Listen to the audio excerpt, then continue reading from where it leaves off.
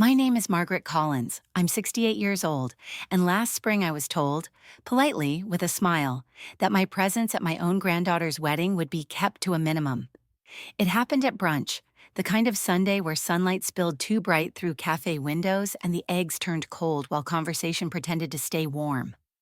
My daughter-in-law leaned across the table, her nails tapping her champagne glass, and whispered just loud enough for the others to hear. Don't be offended, Margaret, but the wedding is going to be elegant, curated. We can't have too many distractions. Just slip in for the ceremony and maybe leave before the dinner. People will understand. Across the table, my son Mark kept his eyes on his phone. Not once did he defend me. My granddaughter Emily, the bride, looked torn. Her smile stiff, her cheeks flushed, but she didn't speak either. I sipped my coffee, nodded like it was nothing, but inside my chest burned.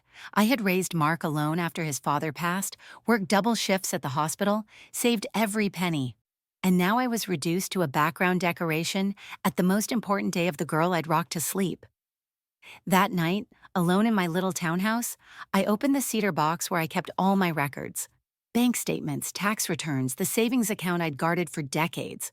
That account was supposed to be for education, for emergencies, for my family's future. I'd never touched it except to add. The balance was $180,000, enough to keep everyone steady, enough to keep me from ever being a burden. Except something was wrong. The online portal showed a withdrawal, 6 figures, labeled Wedding Fund Transfer, and at the bottom of the form, under Authorized by Account Holder, was my name. Except the handwriting, the loop of the M was crooked, sloppy, not mine. I sat in the dark kitchen staring at the screen, the glow of the numbers slicing through me like ice. They hadn't just insulted me, they had stolen me, my signature, my future. The wedding was in 3 weeks. I closed the laptop slowly, pressed my palms together to stop the shaking, and whispered to the silence of the room, "They want me gone before the dinner. Let's see how the dinner tastes when the truth is served instead." The next morning I didn't wait. I drove straight to Mark and Jenna's suburban house, a 2-story with perfect shutters and a driveway big enough for the shiny SUV they'd leased last fall. My hands shook as I rang the bell. Jenna opened the door, still in her silk robe, phone in one hand. She blinked, then smiled like a politician. "Margaret, what a surprise. Did you come to drop off a check for the wedding fund?" I pushed past her into the foyer. "I came to ask why my bank account shows a transfer of $180,000 with my forged signature on it." Her smile thinned. "Oh, that. Mark handled the paperwork. We assumed you'd want to help. After all, it's Emily's big day. You've always said family comes first." Mark shuffled in from the kitchen, tie half done, eyes bleary. "Mom, calm down. It's not theft. It's a contribution. Think of it as your legacy." "My legacy?" My voice cracked into a laugh that wasn't laughter. "I worked 40 years, skipped vacations, ate soup from cans some winters to build that account. That money was meant for emergencies, for education, for security, not for centerpieces and champagne fountains." Jenna folded her arms. "You're being dramatic. Guests will judge if we cut corners. Emily deserves a proper celebration." "She deserves honesty," I snapped, "not lies signed in my name." Mark rubbed his temple. "Mom, stop. The transfer's already processed. Fighting it will just make things messy. Just let this go. Show up to the ceremony, smile for a photo or two, then head home. Everyone's happier that way." I stared at him, my only child, as though he'd become a stranger overnight. "You want me invisible. You've taken my savings, and now you want me silent." He wouldn't meet my eyes. Jenna leaned closer, lowering her voice like she was the reasonable one. "Think of it as your gift, the biggest gift of all. We even told the planner you approved. Don't embarrass yourself by making a scene." I stepped back, my throat raw, my pulse hammering. "I won't embarrass myself, Jenna, but I can't promise the same for you." The silence after that was sharp as broken glass. I left without another word, my heels echoing on the polished floor. As I drove away, the image of Emily in her wedding dress flickered in my mind. She had no idea. And I swore then, if they wanted to steal my seat at the table, I would make sure the table itself told the story. 2 days later, I drove to the bank with my ledger in hand. I'd kept that ledger for 40 years. Every deposit, every bill, every penny accounted for. The young teller glanced at my papers like I was from another century. I need full records, I told her. All transactions tied to my name, not just the savings account. Her fingers tapped nervously on the keyboard. Then her expression shifted, brows drawing tight. Mrs. Collins, there's also a mortgage under your name, a home equity loan on 214 Alder Lane. I froze. That's my house. Yes, ma'am, taken out last month, $200,000. I nearly dropped the ledger. That's impossible. I never. She turned her screen toward me. Digital signatures. My name again. Crooked, fake, the room tilted. They hadn't just drained my savings, they had chained my house. I stumbled out of the bank, clutching the copies she'd printed for me. On the steps outside, the spring air felt thin, cruel. I called Mark. He picked up after the third ring. Mom, I'm in a meeting. You mortgaged my house. A pause, then a sigh, annoyed. Look, Jenna said you'd overreact. It's temporary. After the wedding, we'll refinance. You won't even notice. My home is not temporary, my voice cracked, drawing stares from people passing by. That house is my life's work, the only thing that's mine. Mark's tone cooled. Don't make this harder. Emily deserves a start without debt. You've had your life. Let us have ours. I could hear Jenna in the background, sharp, clipped. Hang up. Don't let her guilt you. And then the line went dead. I sat on the stone steps, the forged documents fluttering in the breeze. For years, I'd believed sacrifice was love, that giving without asking was what mothers did. But this wasn't sacrifice. It was theft dressed in family colors. That evening, I tried calling Emily. No answer. A text came instead.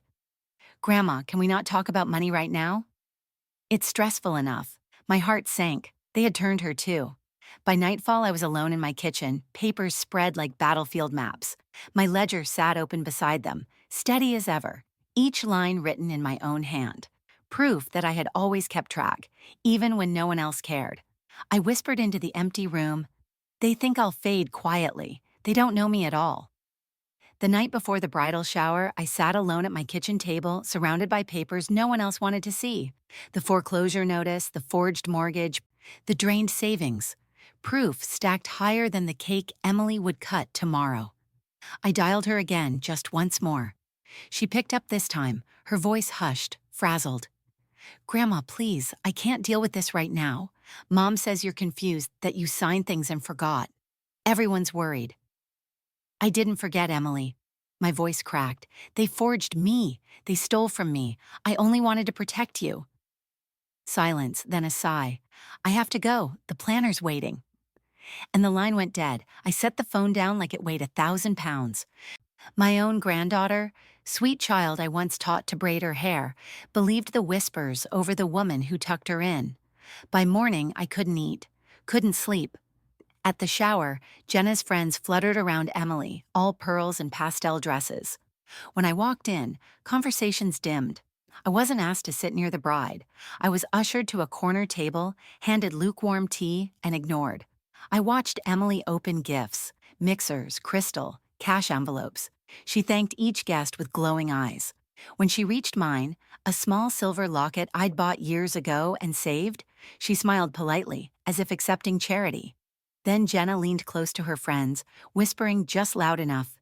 It's sweet, she tries, but Margaret doesn't really have much to give. The laughter sliced through me sharper than any blade. I wanted to stand, to shout the truth, but no one would believe me. Not yet. That night, back home, I collapsed onto the couch.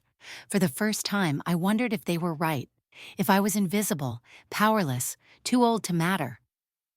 Tears slid silently down my cheeks. On the coffee table, my ledger sat open. The last entry stared back. March 12th, deposit, $500, balance $180,000. Real ink, my hand, my truth. I wiped my face, steadied my breath. They wanted me erased, but as long as my pen still moved, I wasn't gone. The morning after the shower, I brewed coffee strong enough to steady shaking hands. The ledger lay open on the counter, each line a truth carved in ink. For weeks, I'd let myself drown in shame, but now I saw the mistake. Silence was their weapon, paper was mine.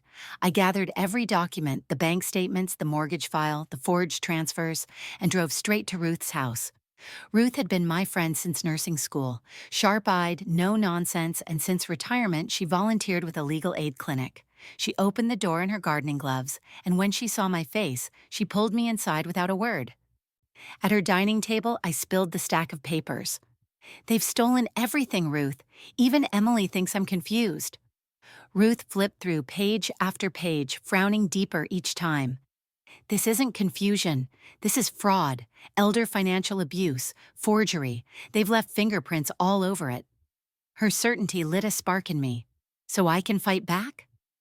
"Oh, Helen," she said, squeezing my hand. "Not only can you, you must." That afternoon, Ruth introduced me to Delgado, a lawyer she trusted. Delgado wore steel gray suits and spoke like a hammer, each word precise, final. She examined the forged mortgage, then looked me straight in the eye. "They think you're weak. That's their first mistake. With this evidence, I can freeze the assets, void the loan, and press charges if you choose. But I suggest something else first. Exposure. They've humiliated you in whispers. You humiliate them in daylight." I sat back, the thought blooming slow and fierce. The wedding was in 1 week. All eyes, all cameras, all attention would be on them. "What if," I asked carefully, "I give my gift during the reception? Not a check, not jewelry, but the truth." Delgado smiled thinly. "Then you'll never be called invisible again." That night, I packed a leather satchel with everything, certified copies, the notary log, my ledger. I added a small recorder, Ruth's suggestion. People forget their lies once the room clears. A recording remembers. I placed the satchel by the door. For the first time in weeks, I slept soundly. The plan was simple. Attend the wedding, sit quietly, and when the gifts were opened, I'd place mine on the table. Not wrapped in ribbons, but bound in proof. They thought they'd written me out. Instead, I'd rewrite the ending myself. 2 days before the wedding, Delgado called me into her office. The walls were lined with thick binders, but she only needed one folder for me. "We filed a motion with the court," she said, sliding it across the desk. "The mortgage on your house is frozen pending investigation. The bank can't collect. And I've notified them the signatures are disputed. If Mark or Jenna tries to touch another dollar, alarms will go off." I traced my fingers over the stamped seal. Relief, sharp and dizzying, swept through me. For the first time, I knew the ground under my feet was solid. Delgado wasn't finished. She leaned closer. "But Helen, this isn't just about stopping them. It's about reclaiming your voice. You asked about making your stand at the wedding. This will work. Bring certified copies, keep them neat. Say nothing until the right moment." Ruth grinned from her chair beside me. "We'll pack it all in a box, wrap it up like the grandest gift. They won't know until it's too late." That night, Ruth came over to help. We found a sturdy white gift box in my attic, left over from Christmas. Inside, we layered folders, the ledger, the recorder tucked in the corner. On top, I placed a card in my handwriting. "To Emily, with all my love." "Perfect," Ruth said. "Looks like any other present." I tied the box with silver ribbon. My hands shook, not from fear, but from the weight of what it carried. The next day, I drove to the florist, not for roses or lilies, but for sprigs of rosemary, the herb of remembrance. I tucked them beneath the ribbon, a quiet message: "I remember everything. I forget nothing." Back home, Lily stopped by after school. She spotted the box on the table. "What's that?" "A wedding gift," I said.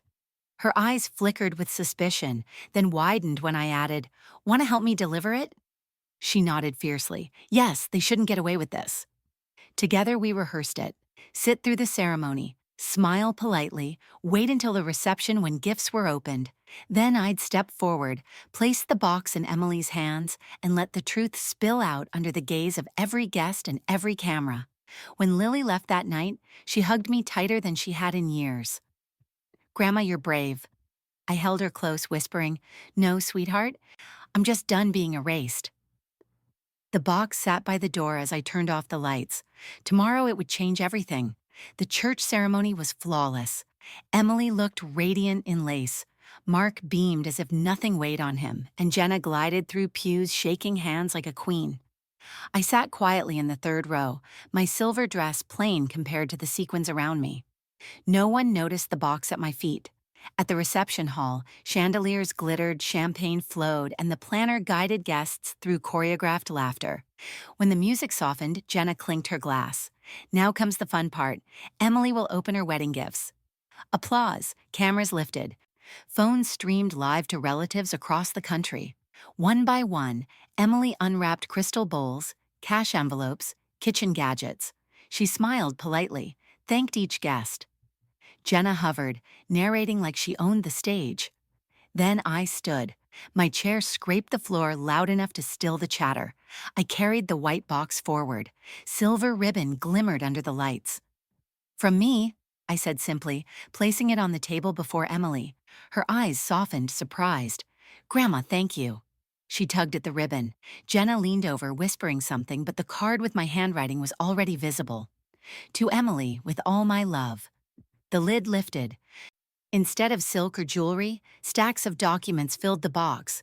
The top page, the forged transfer circled in red. Gasps rippled through the room. Emily blinked. "What is this?"